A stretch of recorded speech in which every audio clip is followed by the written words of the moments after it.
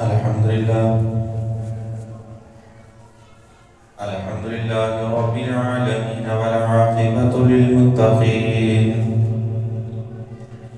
والصلاة والسلام على من كان نبيا وآدم بين الماء والطين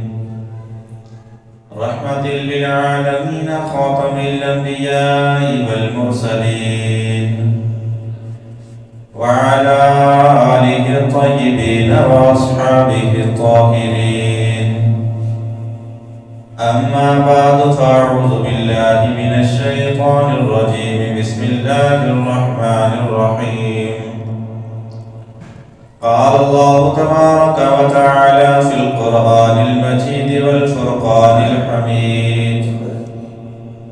يا أيها الذين آمنوا إذا نودي للصلاة من يوم الجمعة فاسعوا إلى ذكر الله وذروا البيع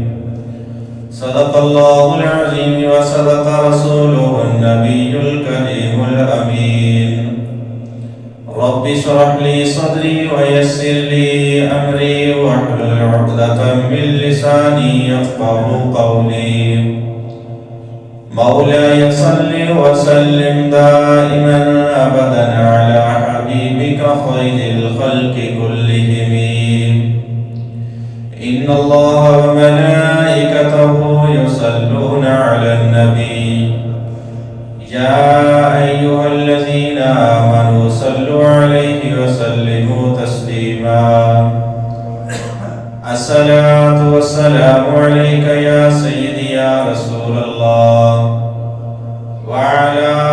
آلك وأصحابك يا رحمة للعالمين بلغ العلا بكماله كشف الدجى بجماله حسن جميع خصاله صلوا عليه وآله صلوا عليه وآله جسے چاند پہ بلا لیا جسے چاند اپنا بنا لیا جسے چاند پہ بلا لیا جسے چاند اپنا بنا لیا یہ بڑے کرم کے ہیں فیصلے یہ بڑے نصیب کی بات ہے بلغ العلا بکمالہ کشف الدجى بجمالہ حسن جميع خصاله صلوا عليه وآله درود تجھ پہ بھی آمینہ تیرے چاند پر بھی سلام ہو درود تجھ پہ بھی آمینہ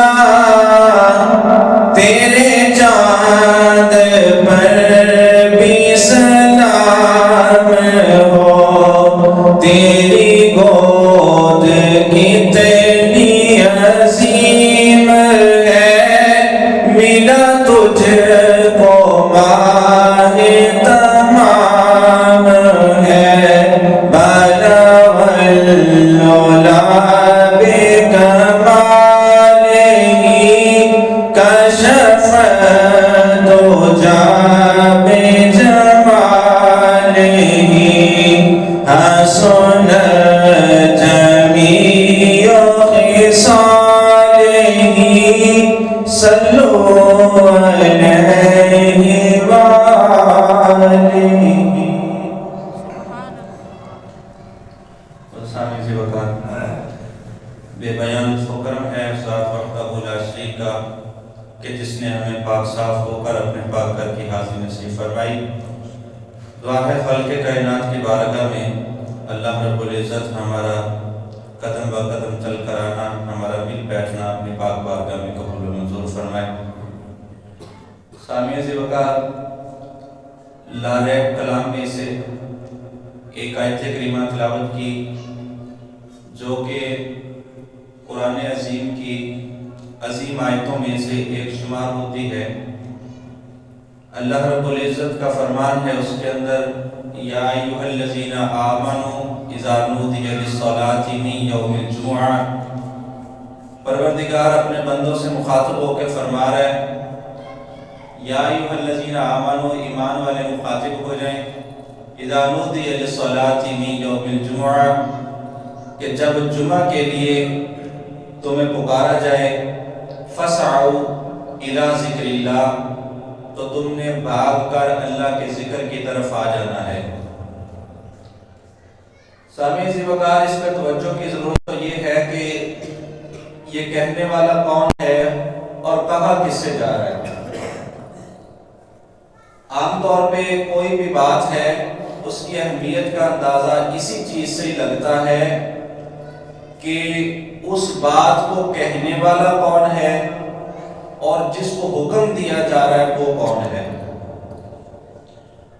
اگر عام بندہ کوئی بات کرے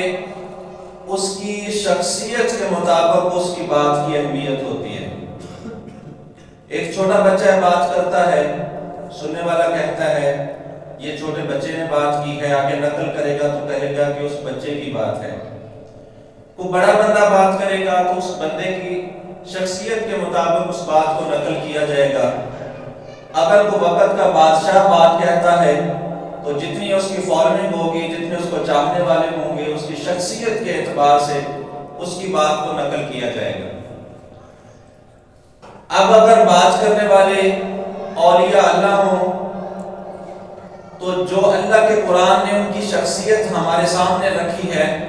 اللہ کے قرآن نے جتنی اہمیت ان کی ہمیں بتائی ہے، جتنی شان ہمیں بتائی ہے، ان کی شان کے مطابق ہمارے سامنے اس کی بات رکھی جاتی ہے. مثال کے طور پر اگر ہمیں بات کرنی ہو، ہم بات کر دیں کہ یہ بات بابا فرید الدین مسعود گنج شکر رحمۃ اللہ تعالی علیہ نے کی ہے تو اس بات کے اندر وزن آ جاتا ہے. اگر بات کرنے پہ آئے تو دنیاوی لحاظ سے اگر دیکھیں کوئی بادشاہ بات کر دیتا ہے، آج کا وقت کا کوئی وزیر بات کر دیتا ہے تو اس بات کے اندر وزن آ جاتا ہے. یہ دنیاوی طریقہ ہے. اخروی طریقے میں اگر آئیں تو اگر اسی بات کا وزن ڈالنے کے لیے بات کے اندر بات کر دی جائے کہ یہ بات بھی جماعت علی شاہ سرکار کی ہے، بات کے اندر وزن آ جاتا ہے. اگر بات کرتے کرتے تاجدار گولڑا کی بات آ جائے کہ یہ بات تاجدار گولڑا نے کی ہے تو چاہنے والے اس بات کی طرف متوجہ ہو جاتے ہیں، محبت کرنے والے اس بات کو توجہ کے ساتھ سنتے ہیں کیونکہ ان کا رابطہ جڑا ہوا ہوتا ہے، ان کے دل جڑے ہوئے ہوتے ہیں. جتنی محبت ہوتی ہے بندہ اس کی بات کو اتنی محبت سے سنتا ہے.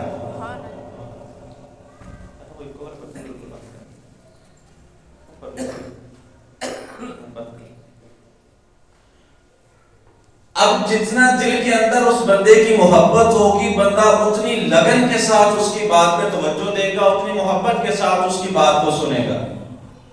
بات کرتے کرتے اگر میرے نبی کے صحابہ تک چلی جائے، ہم کہہ دیں کہ یہ بات سیدنا علی المرتضیٰ نے کی ہے، اس بات کے اندر وزن آ جاتا ہے. جتنا کہ اس شخصیت کا وزن ہے، جتنی وہ شخصیت اعلیٰ ہے، جتنی وہ شخصیت ارفع ہے،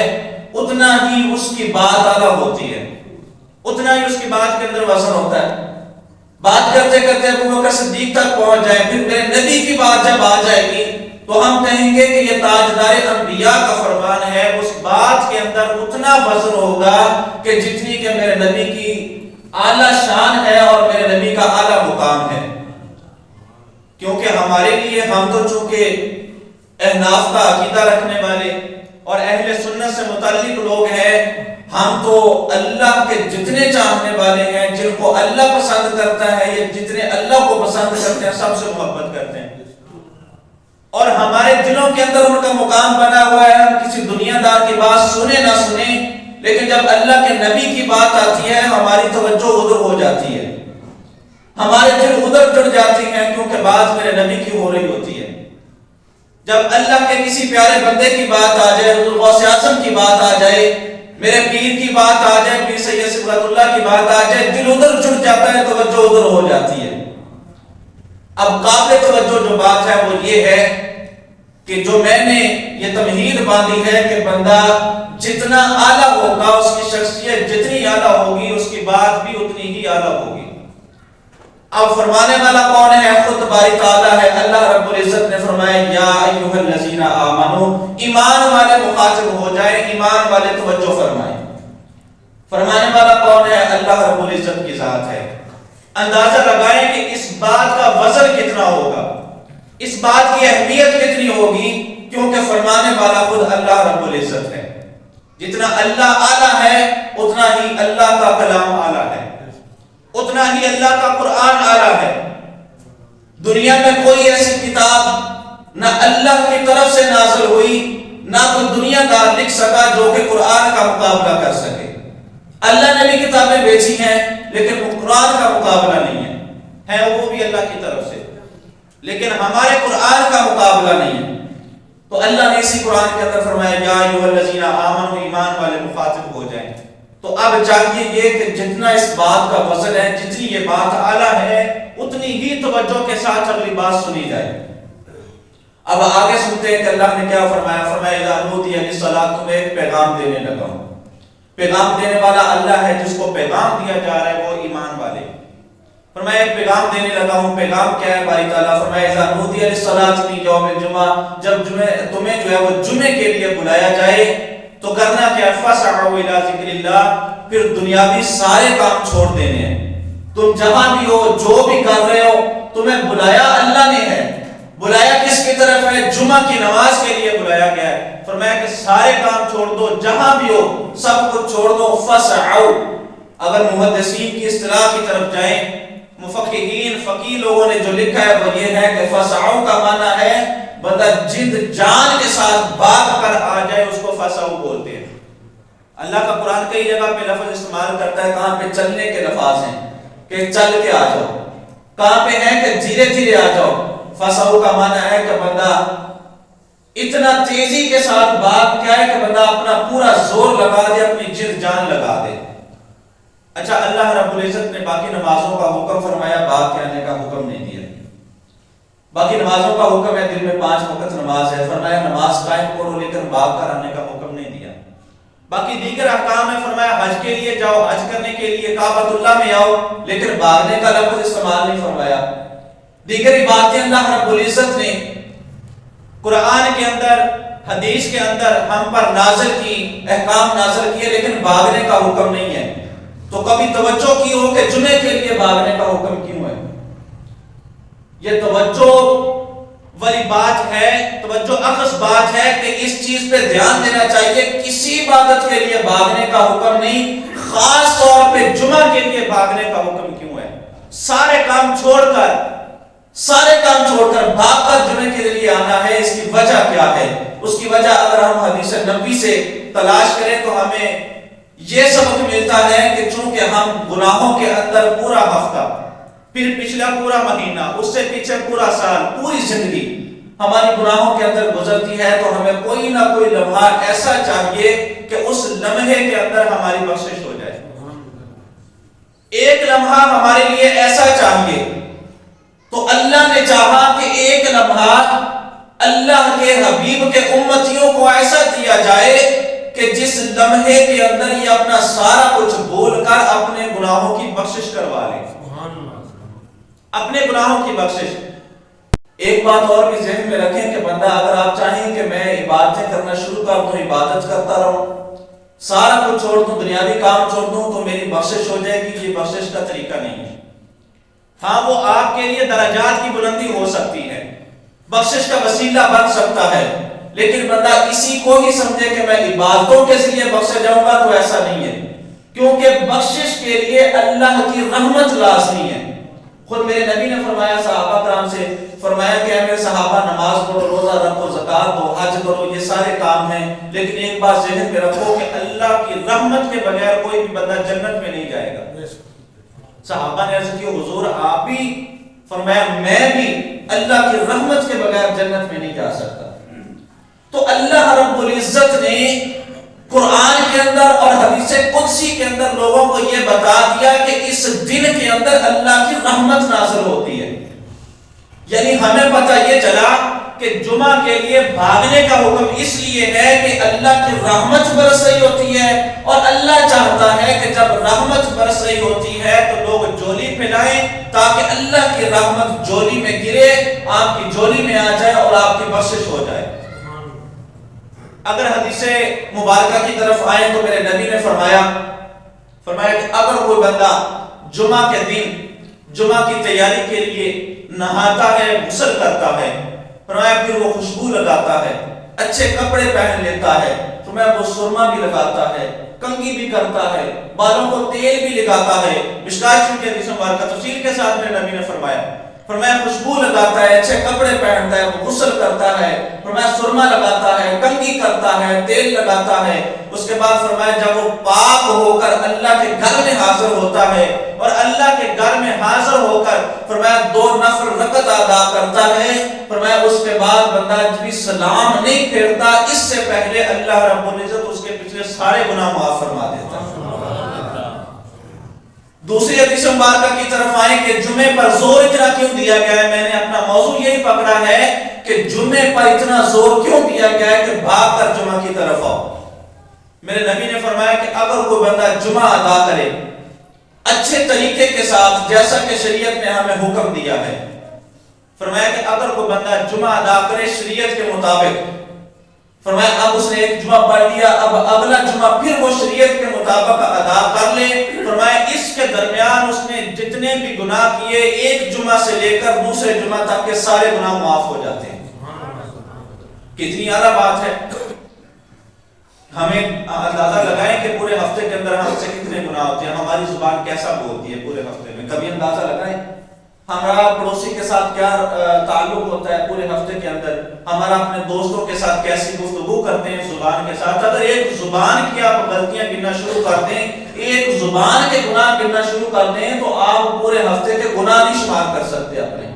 اتنے گناہ۔ اپنے بھائی کے ساتھ بولنے کا سلیقہ نہیں ہوتا ہمیں، اپنے بھائی سے کیسے بات کرنی ہے، ہمیں دوست کے ساتھ بات کرنے کا سلیقہ نہیں، گھر والوں سے بات کرنے کا نہیں، باہر والوں سے کسی کے ساتھ ہماری بات جب ہم کرتے ہیں تو کبھی توجہ نہیں دی کہ ہمارے اس زبان کے ساتھ جو لفظ نکلتے ہیں ہماری بات کے ساتھ کتنوں کے دل ٹوٹتے ہیں، کبھی ہم نے پرواہ نہیں کی۔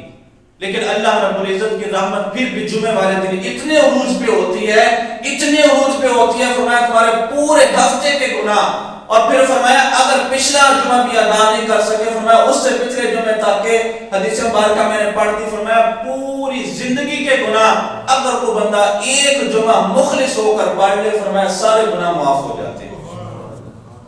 کبھی ایسا بھی رحیم کسی کو ملا ہو، کبھی ایسا بھی شفیق کسی کو ملا ہو کہ چھوٹی سی بات ہے بندہ آ جائے جمعے کے دن اللہ کی بارگاہ میں جھک جائے اور جھک کر معافی مانگے، کوئی ایسا رحیم کسی کو ملا ہو کہ پچھلے سارے گناہ دھو ڈالے، کوئی ایسا مہربان کسی کو ملا ہو کہ پچھلے سارے تختیاں، میرے نبی نے فرمایا جب اللہ گناہ مٹاتا ہے کسی کی بخشش فرماتا ہے، فرمایا کہ اللہ رب العزت جو کتابیں لکھی ہیں کرامن کاتبین، ہمارے کندھوں پہ 2 فرشتے بیٹھے ہیں، ہر وقت ان کا قلم چل رہا ہے، ہم سو رہے ہوں، ہم جاگ رہے ہوں، ہم کسی بھی عالم میں ہوں، ان فرشتوں کا قلم نہیں رکتا۔ لیکن میرے نبی نے فرمایا جب اللہ رب العزت کی بارگاہ میں ایک بندہ توبہ کر لے، اللہ اس کو معاف کر دے، اس کے توبہ کو قبول کر لے، فرمایا کہ اللہ اس کے گناہ ایسے مٹاتا ہے کہ جیسے اس نے گناہ کیے ہی نہ ہوں۔ اور پھر آگے فرمایا کہ اللہ رب العزت جو کتابوں پہ گناہ لکھے ہوئے ہوتے ہیں نا، وہ کتابوں میں سے ہی مٹا دیتا ہے۔ اور پھر اس کے بعد میرے نبی نے فرمایا جن فرشتوں نے وہ گناہ لکھے ہیں، فرمایا اللہ رب العزت ان فرشتوں کو بھی گناہ بلا دیتا ہے تاکہ قیامت والے دن کوئی بھی گواہ اس کے خلاف کھڑا نہ ہو سکے کہ اس نے یہ گناہ کیا ہے۔ اللہ رب العزت ایسے بندے کے گناہ معاف کرتا ہے، تو کم از کم ہمیں بھی چاہیے کہ جب اللہ رب العزت ہمارے لیے اپنی رحمت کو اتنا نچھاور کرتا ہے، رحمت کی بارش ہم پہ اتنی برساتا ہے، خاص طور پہ جمعے والے دن، تو ہمیں بھی چاہیے کہ ہم اپنے گناہوں کے لیے کوشش کریں کہ معافی ہو جائے اور اپنے درجات کی بلندی کروا لیں۔ اللہ کی بارگاہ میں ہمارا ایک مقام ہونا چاہیے، اور مسلمان دنیا میں آیا ہی اسی لیے ہے کہ اللہ کی بارگاہ میں ایک مقام بنا سکے۔ دعا خالق کائنات کی بارگاہ میں اللہ رب العزت ہمارا آنا مل بیٹھنا اپنی بارگاہ میں